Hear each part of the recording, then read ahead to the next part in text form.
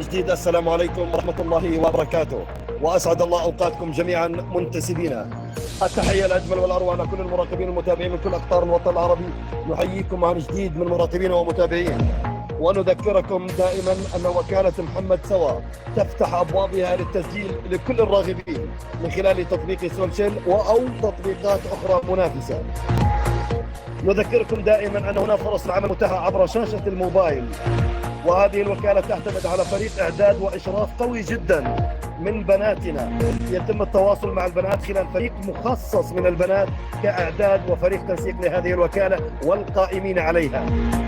ونذكركم دائما أن هذه الوكالة يقف على أبوابها وعلى أطلالها أحد كبار شخصيات تطبيق سولشيل، الوكيل المتألق الأخ العزيز محمد سوا.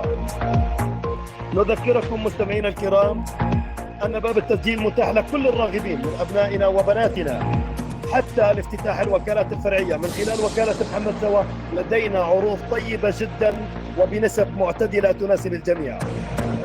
إذن العرض لدينا اليوم لكل بناتنا وأبنائنا من خارج تطبيق سولشيل ومن داخل هذا التطبيق، وأيضا العرض لدينا لكل أبنائنا الداعمين للراغبين بسلسلة دعم ممتازة والاستفادة أكيد من وكالة محمد سوا. نكون على مسافة واحدة.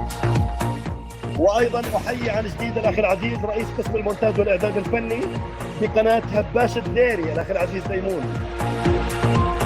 تحية لكم من القلب إلى القلب مستمعينا الكرام. باسمي أنا أحمد الملكي مذيعا لفريق إدارة سولشيل، نرحب بكم بأجمل ما يكون وأروع ما يكون. فأسعد الله أوقاتكم مستمعينا الكرام، وتحية لكم من القلب إلى القلب. سارعي بالتسجيل معنا بوكالة محمد سوا والانضمام إلى هذه العائلة العريقة، هذه الوكالة القديمة في تطبيق سولشيل التي لها امتداد واسع ومنظومة من الوكالات الفرعية التي تلتحق بهذه الوكالة والقائمين عليها. نذكركم أيضا أن وكيل هذه الوكالة هو الأخ العزيز الصادق الوفي المتألق دائما محمد سوا والمعروف لا يعرف.